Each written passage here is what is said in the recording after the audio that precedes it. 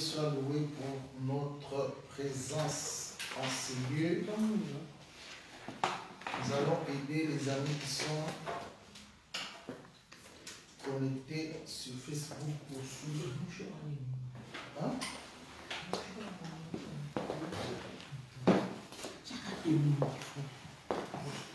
Alors,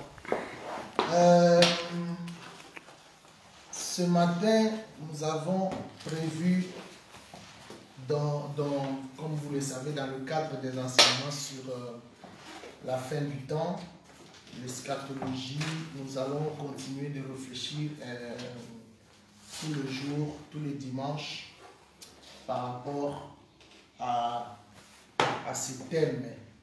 Alors aujourd'hui, nous voulons parler des partants et des restants. C'est-à-dire, lorsque Jésus-Christ reviendra chercher son Église, il y aura ceux qui vont rester et ceux qui vont partir. Alors mon thème, si vous avez des points notés, s'intitule les partants et les restants. Qui sont les partants, qui sont les restants? Peut-être la question que l'on peut se poser, est-ce que moi, je serai un partant ou je serai un restant? Donc il y a le verbe partir et le verbe rester. Ceux qui seront présents lors de l'avènement du Seigneur, parmi nous, il y aura ceux qui vont rester et parmi nous, il y aura ceux qui vont partir.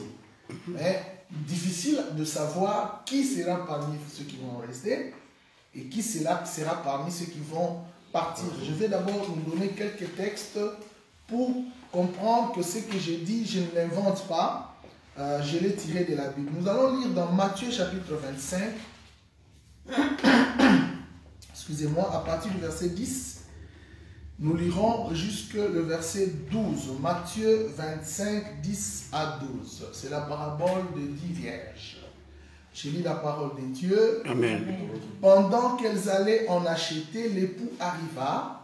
Celles qui étaient prêtes entrèrent avec lui dans la salle des noces. Et la porte fut fermée.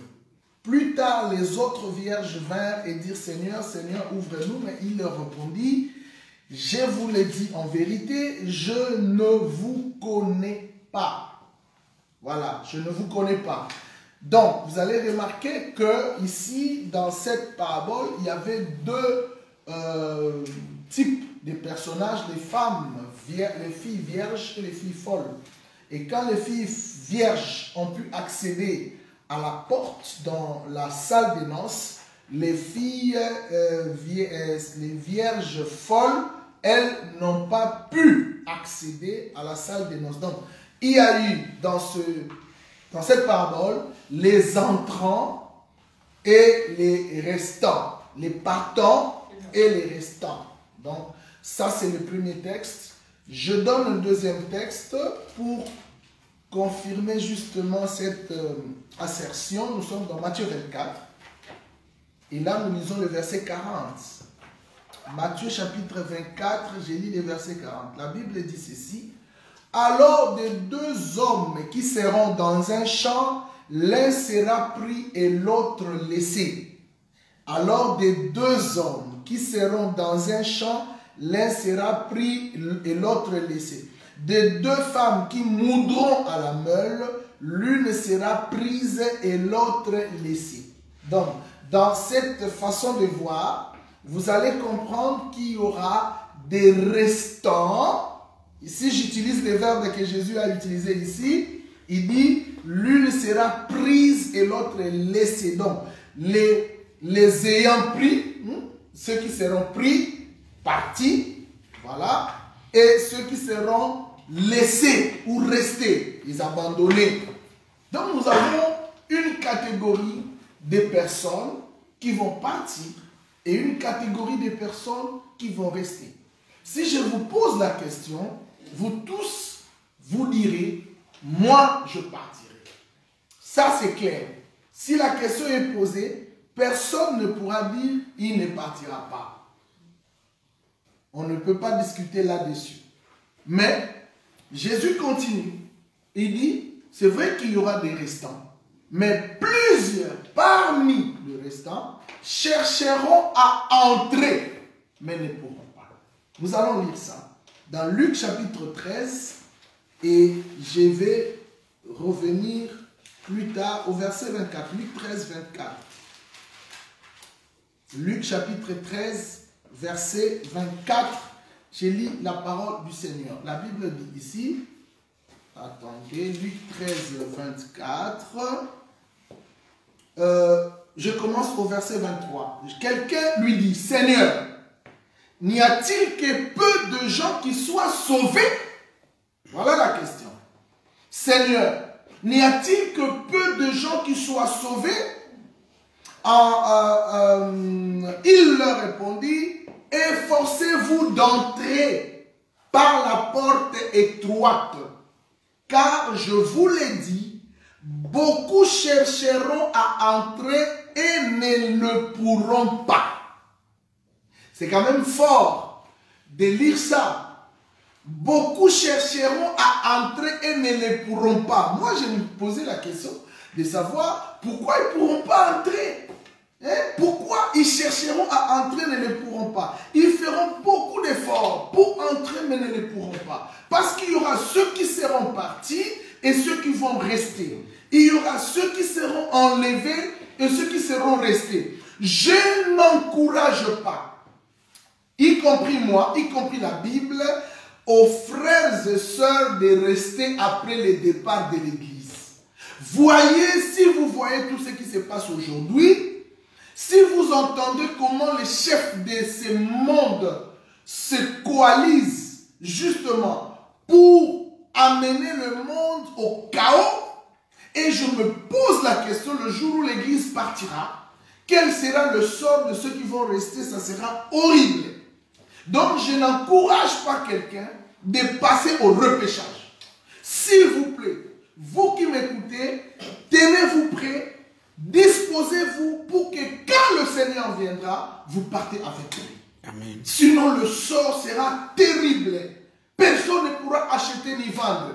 Aujourd'hui, on nous impose des masques. Et demain, on va nous imposer quoi? Aujourd'hui, on nous demande obligatoirement de mettre les vaccins. Et demain, on va nous imposer quoi? Donc, il faut faire très attention. Partez avant que les pires n'arrivent. Et Dieu disposera le moyen de vous permettre d'échapper à ces choses. La Bible dit, il vous aidera d'échapper à ces choses. Et le seul moyen, la seule possibilité qu'il nous dispose pour que nous puissions échapper à ces choses horribles, c'est de partir quand il viendra nous chercher. C'est de s'en aller et de ne pas rester, sinon nous ne pourrons pas y résister. Pendant que je réfléchissais sur ce thème, ceux qui vont partir et ceux qui vont rester, j'ai compris que dans la Bible, il existe 3 types d'hommes. Suivez-moi bien. Qu'est-ce qui permettra que toi tu restes ou moi je reste? Suivez-moi bien. Paul, quand il nous parlait dans son épître aux Corinthiens, je ne vous donne pas les versets, je les dis directement. Paul nous a parlé de 3 types d'hommes. Donc sur la terre, il existe 3 types d'hommes. Le premier type d'hommes, on les appelle des hommes animaux. Bon, je les mets au singulier. Homme animal. En grec, c'est psychikos. Psychikos, homme animal. Un homme animal, c'est quelqu'un qui n'a jamais reçu Jésus dans son cœur.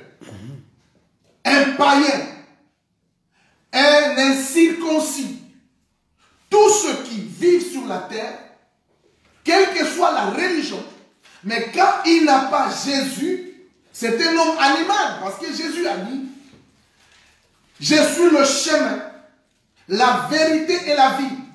Nul ne vient au Père que par moi. C'est-à-dire, en dehors de Jésus, on n'a pas le chemin qui mène vers le Père.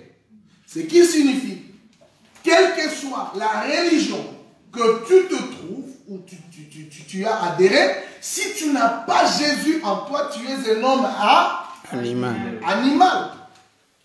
Ça, c'est le premier type d'homme. Alors, pour un homme animal, il n'y a pas d'espoir d'aller au ciel. Ils vont rester. Si c'est une femme, elle va rester. Si c'est un homme, il va rester parce que Jésus n'est pas en lui, point barre. Donc, pour faut avoir Jésus. Et pour les hommes animaux, recevez Jésus et vous serez sauvés. Le deuxième type d'homme, la Bible parle des hommes charnels. Un homme charnel. En grec, sarkikos.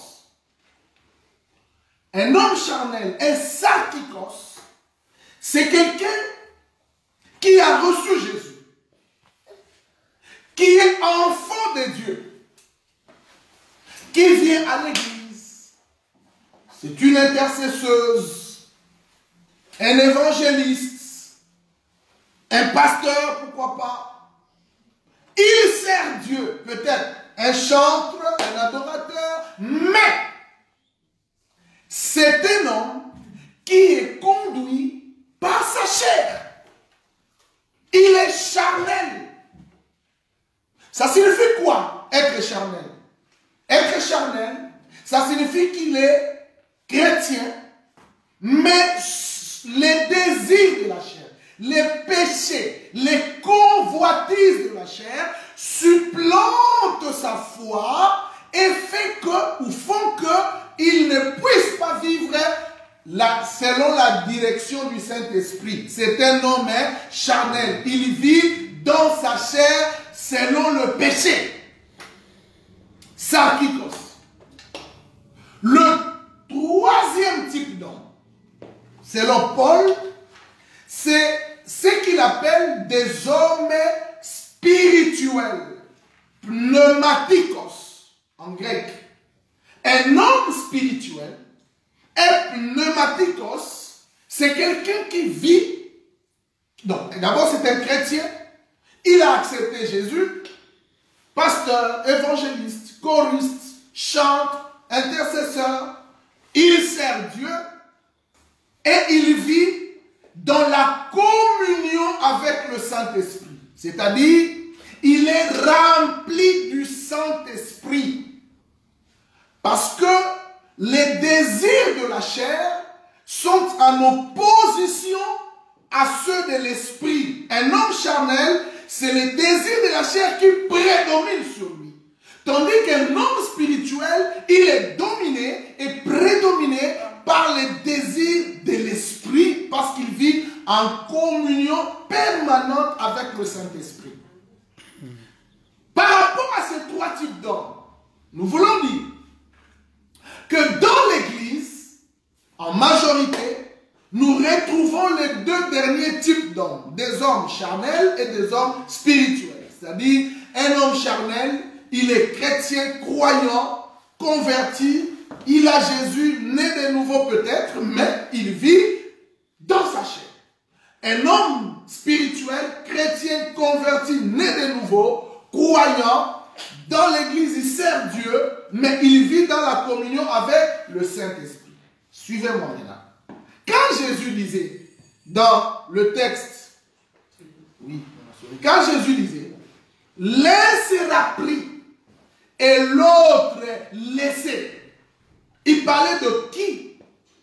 Quand Jésus expliquait le partant et le restant, parce que c'est Jésus qui l'a dit, deux femmes en train de moudre ensemble, l'une sera prise et l'autre laissée. Deux hommes en train de travailler ensemble dans un même champ, l'un sera pris et l'autre laissé.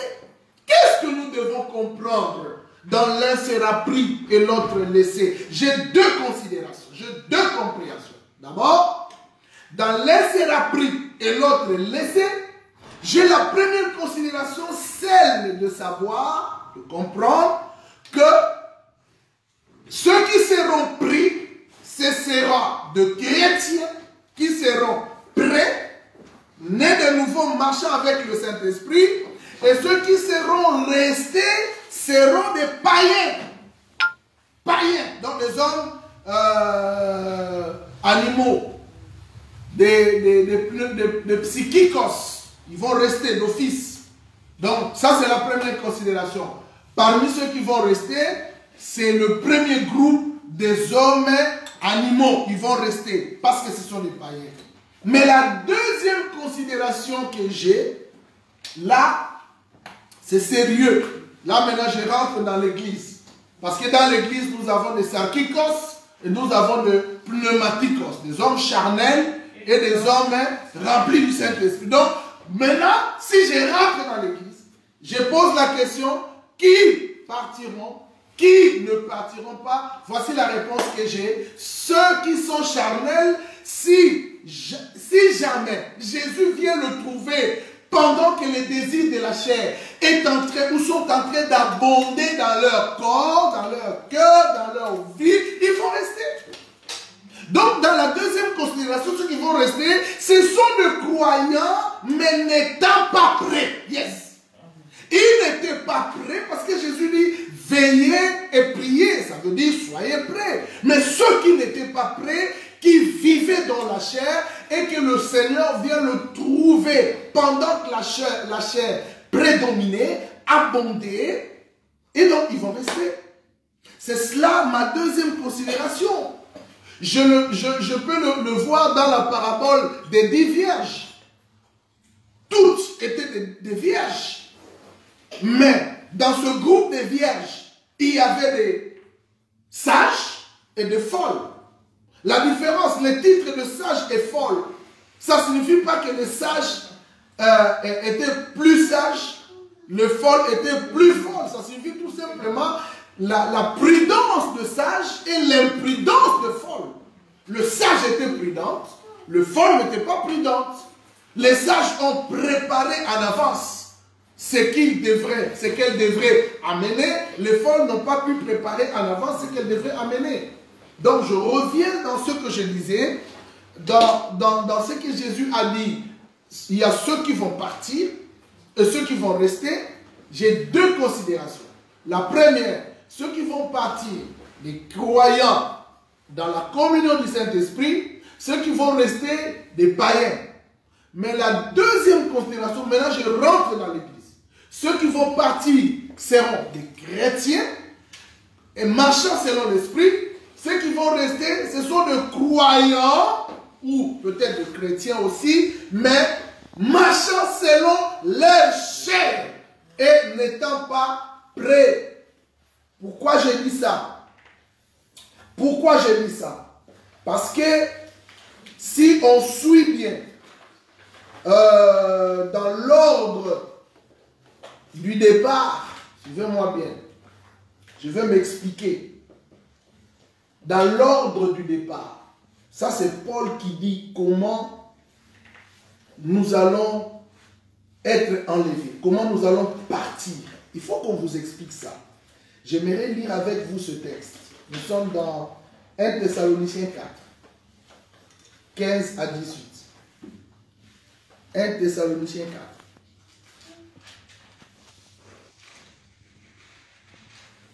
« 1 Thessaloniciens 4, 15 à 18.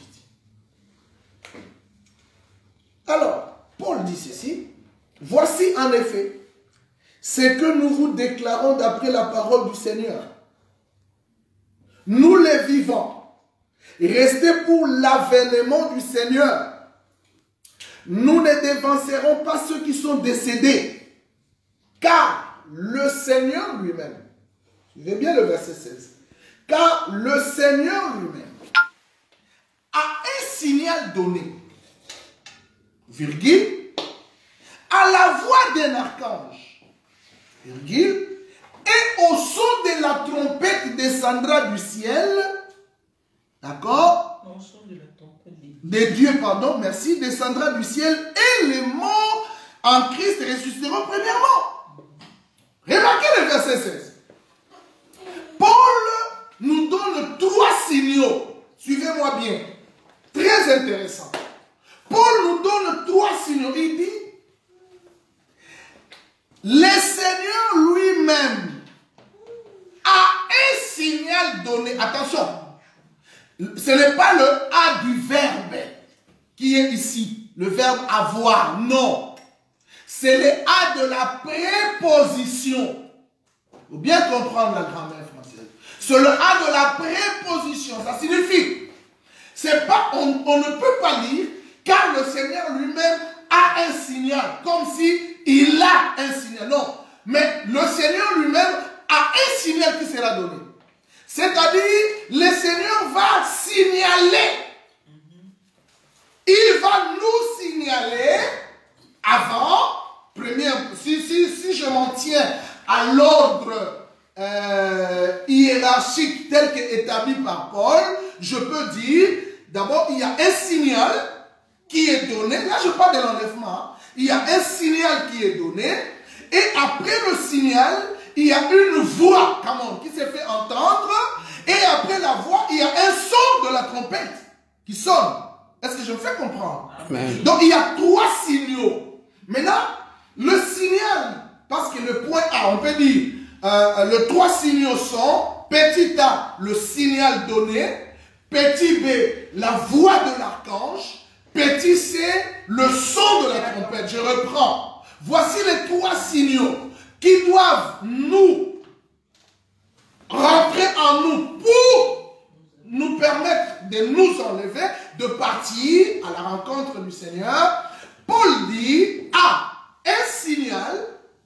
Maintenant, moi, si vous me posez la question, mais quel est le signal? Je ne connais pas. De quel signal il s'agit? Je ne sais pas. Mais je lis tout simplement un signal. Donc, pour nous, le signal en question était mystère. La nature du signal, personne ne sait. Mais on nous dit un signal. On le saura ce jour-là. Après le signal, et puis il faut dire, chacun de ce point prendra combien de temps? Je ne sais pas. Je me rappelle que dans Corinthiens, Paul dit en un clin d'œil. Je ne sais pas si les 3 vont prendre les clins d'œil. Vous connaissez les clins d'œil? Les clignotements de l'œil. On appelle ça clin d'œil. Ça ne prend même pas la seconde. Je ne sais pas quelle mesure ou quelle unité on a après la seconde ou quelle, je ne sais pas, tierce ou quoi. Donc, en un clin d'œil, mais il y a le signal, il y a la voix et il y a le son. Mais maintenant, ma question, toutes ces trois choses, ou tous ces 3 éléments, ne pourront, suivez-moi bien, ne pourront être perçus que par le Saint-Esprit. Je reprends. Les signaux. Quelqu'un m'a posé la question, donc tout le monde comprendra le signal. Je ne sais pas si le monde entier va comprendre le signal. Mais la voix et le son de la trompette ne seront entendus que par les chrétiens. Vous comprenez? Éteignez vos téléphones. Par le Seigneur, par le Saint-Esprit. Par le Saint-Esprit. Et donc, je reviens pour dire, si maintenant, les signaux, la voix et le son viennent me trouver en désharmonie avec le Saint-Esprit, est-ce que tu vas l'écouter? C'est là où j'ai compris qu'avant de vous expliquer ça, il faut vous expliquer quel type d'homme nous avons. Deux hommes charnels, il est déconnecté de l'esprit. C'est-à-dire l'esprit n'a pas de l'impact en lui. Et du coup, quand la voix va entendre, l'esprit ne pourra pas parler parce que l'esprit n'agit plus. Alors que celui qui est rempli du Saint-Esprit, il est en communion avec l'esprit, il est en contact avec l'esprit. Dès que la voix se fait entendre, l'esprit le fait quoi? Prendre. Jésus a dit dans Jean chapitre 5, verset 25, l'heure vient, et elle est déjà venue, où les morts entendront la voix du Fils de Dieu. Jean 5, 25, écrivez ça. L'heure vient et elle est déjà venue, où les morts entendront la voix du Fils de Dieu, et ceux qui l'auront entendu vivront. Posez-vous la question. Comment les gens peuvent entendre la voix de Dieu si ce n'est par le Saint-Esprit? D'ailleurs, nous le disons. J'ai entendu Dieu. Mais tu as entendu Dieu comment? C'est par le Saint-Esprit. Le Saint-Esprit. Alors, si l'Esprit n'est pas en activité, en action en toi, même pour écouter la voix de Dieu, tu ne pourras pas écouter. Hein? On pose la question à quelqu'un, toi, au départ, tu avais des dons spirituels. Mais pourquoi ces dons n'agissent plus? Les péchés, la distraction, tu ne pries plus assez, tu ne gênes plus, tu ne pries en communion avec Dieu. Du coup, l'esprit ne parle plus. Donc, frères et sœurs, le Saint-Esprit sera le seul intermédiaire pour nous faire entendre la voix de Dieu. Jésus a dit, l'heure vient où ceux qui sont dans le sépulcre entendront. Donc de même, ceux qui sont dans les sépulcres, ils entendent. De la même façon, nous les vivants, nous allons entendre et nous allons passer. Maintenant, ceux qui seront dans la distraction ne vont pas entendre et ne vont pas partir. Finalement, ils vont rester. Je vois ça aussi dans la parabole de 10 vierges. La Bible dit, dans la nuit, on cria. On cria, voici l'époux, voici l'époux. Donc quand on a crié, c'était une voix qui se faisait entendre.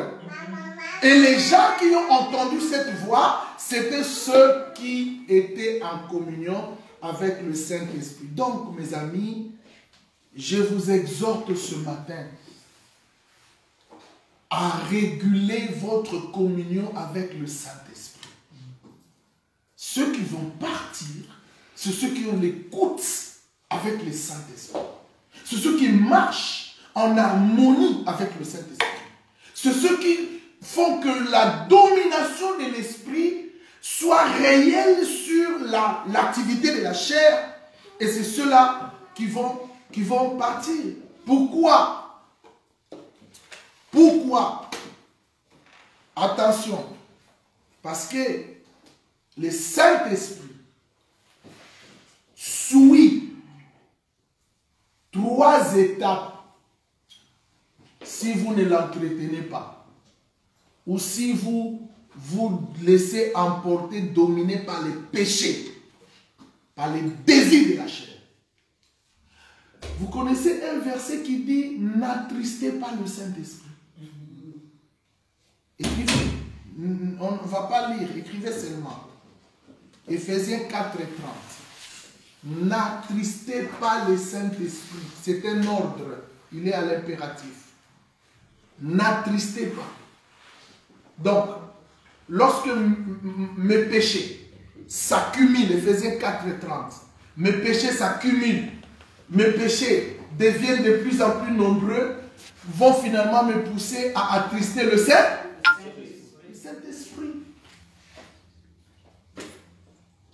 Imagine, tu es chrétien, mais en toi, pendant que tu viens à l'église, le Saint-Esprit est triste. Qu'est-ce qui peut pousser le Saint-Esprit à être attristé? Ton comportement, le péché, tu n'écoutes pas l'Esprit. Tu ne les laisses pas te conduire. Il y a même des gens, quand ils organisent des projets, le Saint-Esprit n'est même pas dans ces projets. Au lieu en fait, quelqu'un a expliqué, il dit, on prend le Saint-Esprit, on le met dans une brouette et on le fait circuler où nous on veut, alors qu'en principe, nous devrions nous placer dans la brouette et laisser le Saint-Esprit nous conduire. Donc, au lieu de conduire l'Esprit, laissez-vous être conduit par le Saint-Esprit. Amen. Et c'est ce que nous refusons de faire, mes amis. Attristé. Je vais vous dire une chose. Quand l'Esprit est attristé aujourd'hui, quand il est attristé demain, c'est pourquoi je connais certaines personnes, lorsqu'ils prient, lorsqu'ils intercèdent, ils ont l'habitude de donner une intention de prière. Prions pour le renouvellement du Saint-Esprit. Le renouvellement du Saint-Esprit, ça veut dire quoi? Le Saint-Esprit a été longtemps attristé dans le péché. Et donc, après être demeuré longtemps dans l'attristement, je vais ici parce que ça rentre, on filme, nous sommes en direct. Après s'être attristé, on a besoin de dire renouvelez, revenez. Donc, le Saint-Esprit, s'il est attristé, si tu ne soignes pas ta relation pour le remédier, le remettre. Alors il va passer dans la deuxième étape. La deuxième étape, après l'attristement, la Bible dit, n'éteignez pas l'esprit.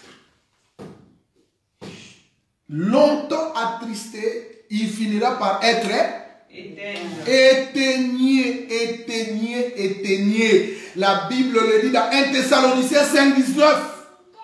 N'éteignez pas l'esprit. Le Saint-Esprit, dans les cœurs de beaucoup de chrétiens, est déjà éteint. Les dons spirituels éteints. L'activité de l'esprit éteinte. Tu n'entends même plus la voix de l'esprit. Tu n'écoutes même plus la voix de l'esprit. Tu l'as attristé par tes péchés. Vous vous rendez compte, je vais vous dire une chose, et vous êtes conscients, nous sommes conscients. Au début, quand j'ai commencé de pécher, l'esprit me reprochait. Non, ma fille, ce que tu fais là, c'est pas bien. Tu sentais la culpabilité. Au fur et à mesure tu pêches, au fur et à mesure tu pêches, tu n'es plus dans la culpabilité. L'esprit ne te dit plus. Ne te parle plus, on dirait que l'esprit a normalisé ton état de péché. Ça veut dire quoi? C'est pas que l'esprit a normalisé mon état de péché. C'est pour tout simplement dire que l'esprit a été longtemps attristé, il est passé par la deuxième vitesse, il est passé par la deuxième étape, il est éteint. À Koufi, il est mort, il est éteint. Non, je ne parle pas de verbe mourir parce que l'esprit ne peut pas mourir. C'est la manière de parler, le langage des hommes. Donc l'esprit est éteint. L'esprit c'est une flamme. Il faut raviver la flamme. Il faut le réchauffer. Il faut réactiver l'esprit. Et finalement, la troisième étape, c'est la malheureuse étape. Une fois que l'esprit continue d'être éteint en toi, il finira par voir son inutilité en toi et partira. Apocalypse 2.5. Que dit Apocalypse 2.5? Triste texte. Je connais tes œuvres. Le verset 2. Je commence au verset 2. Voici ce que dit celui qui a le 7 étoiles dans sa main droite. Celui qui marche au milieu de cette chandelier d'or. Il dit, je connais tes œuvres. Je connais tes œuvres. Ton travail, ta persévérance. Je sais que tu ne peux supporter les méchants, que tu as éprouvé ceux qui se disent apôtres et qui ne le sont pas. Tu les as trouvés menteurs. Oui, je sais. Dieu dit, je sais. Je sais que tu as de la persévérance et que tu as souffert à cause de mon nom. Je sais que tu t'es point lassé. Je sais que tu priais 2-3 fois ou 3 heures par jour. Je sais que tu prophétisais. Je sais que tu étais un puissant évangéliste, un gagnant d'âme hors pair. Je sais. Tout ça, Dieu dit, je sais. Mais malgré qu'il sait, il dit, mais voici ce que j'ai contre toi. Je sais, Seigneur, moi j'étais, je sais, Seigneur, moi je faisais, je sais, Seigneur, moi d'ailleurs, je sais, Seigneur, tu les conjugues au passé, pourquoi? Conjugue-les au présent, mais il dit, maintenant, aujourd'hui, c'est que j'ai contre toi parce que tu as abandonné ton premier amour. Souviens-toi quand tu étais à Kim. Souviens-toi quand tu étais devenu nouvellement ici en Europe. Souviens-toi quand tu étais dans cette église-là. Souviens-toi. Il dit, maintenant, ce que j'ai contre toi, c'est que tu as abandonné ton premier amour. Tu as abandonné ton premier amour. Verset 5. Souviens-toi donc d'où tu es tombé. Et répands-toi. Sinon, c'est pas moi qui l'ai dit, hein. Je lis ce qui est ici. Souviens-toi donc d'où tu es tombé. Répands-toi. Pratique tes premières œuvres. Sinon, je viendrai à toi. Écoute-moi bien. Je viendrai à toi et j'ôterai ton chandelier de sa place. Que représente le chandelier ici? Le Saint-Esprit. C'est notre lumière. C'est C'est notre lampe. Il dit, j'ôterai ton chandelier de sa place, à moins que tu ne te répandes. C'est une interpellation. À moins que tu ne te répandes. J'ôterai ton chandelier, à moins que tu ne te répandes. Voici les 3 étapes, mes amis. L'esprit est attristé. L'esprit est éteint. Et l'esprit sera ôté. Va partir. Maintenant, dis-moi, dans ces conditions, l'esprit attristé, l'esprit éteint, l'esprit parti, comment tu écouteras la voix le jour de l'enlèvement? Est-ce que tu ne comprends pas que tu vas rester? Il faut bien suivre ma démarche. Hein. J'ai expliqué les types d'hommes pour vous donner finalement les raisons qui feront que certaines personnes puissent rester le jour de l'enlèvement. Parce que pendant que l'esprit les autres sont en pleine communion avec l'esprit, Dieu leur dit, Dieu leur fait comprendre, Dieu leur montre des signaux, Dieu leur parle, le jour approche, fais attention, conduis-toi bien, je viens bientôt, j'ai fait cela. Toi, tu n'entends rien parce que tu es déconnecté. Déconnecté. Donc, ce que tu peux retenir ce matin, après m'avoir suivi, je dois réguler ma communion avec le Saint-Esprit. Je dois réactiver ma relation personnelle avec le Saint-Esprit. Paul dit, si tu n'as pas le Saint-Esprit, il ne t'appartient pas. Tu n'es pas fils de Dieu. Ceux qui n'ont pas l'esprit ne lui appartiennent pas. Donc, en n'ayant pas l'esprit, toi, tu as le privilège parce que tu as le Saint-Esprit. Tu es enfant de Dieu, tu as accepté Jésus. Dieu a scellé l'esprit en toi. Mais le problème, c'est vivre avec le Saint-Esprit. Dans une harmonie. Dans une parfaite communion. Que le Saint-Esprit devienne ton ami fidèle. Le matin, tu te réveilles, parle avec le Saint-Esprit. Communique avec le Saint-Esprit. Ne sors pas sans être connecté avec l'Esprit. Marche et comprends ses désirs. Comprends sa vision. Il va te dire, ma fille, attention, Jésus revient. Ma fille, attention, bientôt. Et ce jour-là, les sons, tu l'entendras. Et ce jour-là, la trompette, tu l'attendras et tu partiras avec lui. Mais sans l'Esprit, tu vas rester. J'espère que quelqu'un m'a bien compris cela. Amen. Quelqu'un m'a bien compris. Amen. Et que cette parole de quelques minutes change notre façon de voir. Les partants et les restants. C'est ça mon thème. Ma question. Partiras-tu ce jour-là?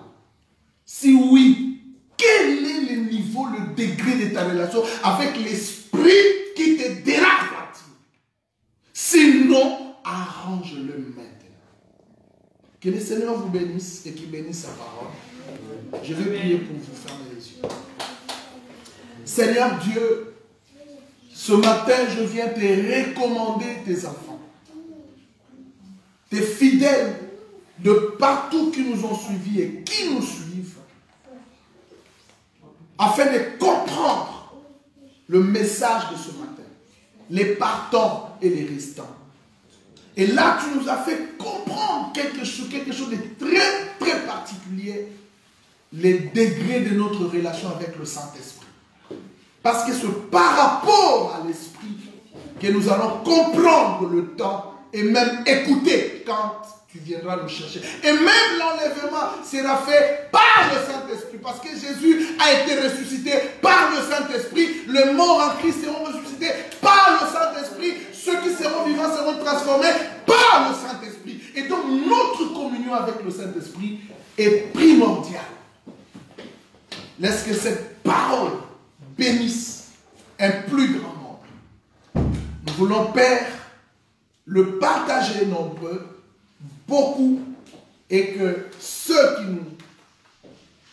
qui l'écouteront soient régulés et puissent régler leur relation avec l'Esprit. Que le Saint-Esprit nous aide, nous enseigne encore plus et nous fasse comprendre plus encore ces choses pour la gloire de notre Seigneur Jésus. Je bénis tous mes frères et sœurs et je bénis la journée du dimanche. Au nom de Jésus. Amen. Amen. Amen.